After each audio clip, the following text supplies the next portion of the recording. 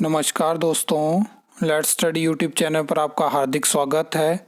I hope आप अच्छे होंगे, स्वस्थ होंगे। इस वीडियो में हम हिमाचल प्रदेश में एक जो नई भर्ती आपको बहुत जल्दी देखने को मिल सकती है, उसके बारे में हम बात करेंगे कि ये कौन सी पोस्ट है, किस डिपार्टमेंट के लिए है, क्या ये आउटसोर्स माध्यम से है, इसमें सैलरी आपको कितनी देखने को मिलेगी, किस तरह से रिक्रूटमेंट होगी, किस लेवल पे रिक्रूटमेंट होगी। तो सारी चीज़ों को हम कवर अप करेंगे, तो वीडियो को अंत तक ज़रूर देखना। सबसे पहले मैं आपको बता दूं कि ये जो रिक्रूटमेंट है ये रिसोर्स पर्सन्स की होगी और ये पीडब्ल्यूडी के लिए होगी, सर्कल डिवीज़न लेवल पे होगी और बहुत जल्दी अगर चीज़ें ठीक रही तो ये रिक्रूटमेंट शुरू हो सकती है। पहले आप ये देख सकते हो कि पीडब्ल्यूडी हेडक्वार्टर की तरफ से एक लेटर जाता है प्रिंसिपल सेक्रेटरी को, जिसका सब्जेक्ट रहता है कि जो एंगेजमेंट होनी है रिसोर्स पर्सन्स की, तो उसमें यहाँ पे कुछ जानकारी दी गई है, कुछ अप्रूवल मांगे गए हैं जिनके बारे में हम बात करेंगे। ये जो लेटर है ये पिछले मंथ का है और यहाँ पे अगर हम बात करें तो ये जो रिक्रूटमेंट होगी ये WAMIS सिस्टम के लिए होगी, क्योंकि इसका रोल आउट होना है अप्रैल से।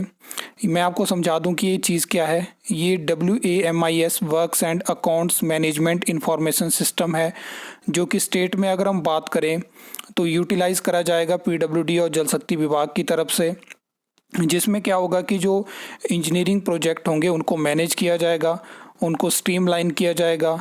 उनमें जो अलग अलग स्टेजेस रहती हैं, कंस्ट्रक्शन स्टेज हो गया, प्री कंस्ट्रक्शन स्टेज हो गया, पोस्ट कंस्ट्रक्शन स्टेज हो गया, उसके अलावा जो अलग अलग अप्रूवल्स की ज़रूरत होगी तो वो सारी चीज़ें स्ट्रीमलाइन की जाएगी, चाहे वो फाइनेंशियल मैनेजमेंट हो।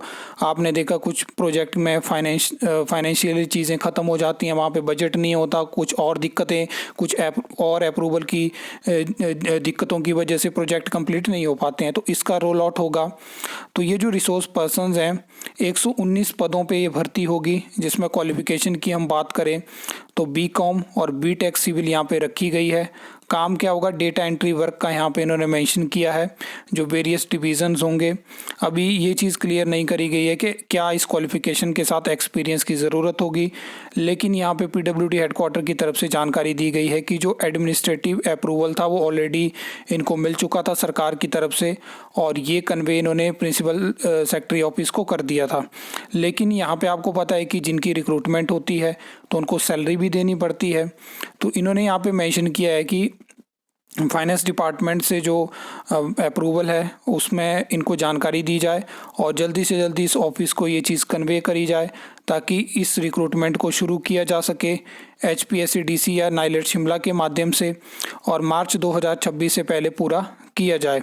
अब जल्दी इसमें अप्रूवल अगर मिल चुका है या मिलने वाला है तो हो सकता है शुरू हो जाए, लेकिन अब मार्च भी ख़त्म होने की तरफ बढ़ रहा है और अभी तक हमें कोई नोटिफिकेशन देखने को नहीं मिली है। तो आगे अगर हम बात करें तो ये भी आप देख सकते हो, ये पूरे फंड्स की यहाँ पे बात करी गई है, फाइनेंशियल ईयर के इन्होंने मेंशन किया है।